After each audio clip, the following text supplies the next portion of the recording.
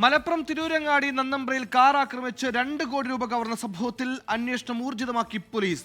തെന്നല സ്വദേശി മുഹമ്മദ് ഹനീഫിന്റെ കാർ തടഞ്ഞു നിർത്തി പണം കവർന്നത് മുഖംമൂടി ധരിച്ചെത്തിയ 4 അംഗ സംഘമാണ്. ഹനീഫിന്റെയും പണം കൊടുത്ത വ്യക്തിയുടെയും വിശദമായ മൊഴി എടുത്തിട്ടുണ്ട്.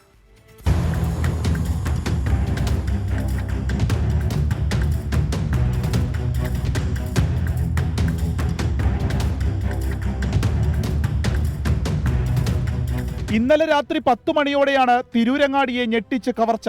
കാറിൽ വരികയായിരുന്ന തെന്നല അറയ്ക്കൽ സ്വദേശി ഹനീഫിന്റെ 1,95 ലക്ഷം രൂപയാണ് കവർന്നത്. ഹനീഫ് നേരത്തെ കടം കൊടുത്ത പണം തിരികെ വാങ്ങി വീട്ടിലേക്ക് വരികയായിരുന്നു. ഹനീഫയ്ക്കൊപ്പം കാറിൽ ഉണ്ടായിരുന്നത് മുഹമ്മദ് അഷ്റഫ്. തെയ്യാലിങ്ങൽ ഹൈസ്കൂൾ പടിയിൽ വെച്ച് ഹനീഫ് സഞ്ചരിച്ച കാർ തടഞ്ഞു നിർത്തി 4 അംഗ സംഘമാണ് പണം കവർന്നതെന്ന് പോലീസ് പറഞ്ഞു.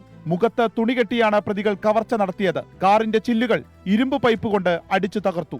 കാറിൽ കൊണ്ടുപോയിരുന്ന 2 കോടിയുടെ അടുത്തുള്ള 7,50,000 കുറവുണ്ട്. ആ പൈസ നേരെ ഓപ്പോസിറ്റ് വന്ന കാറ് നിർത്തിയിട്ട് പൈസ 4 ബാഗിലായിരുന്നു.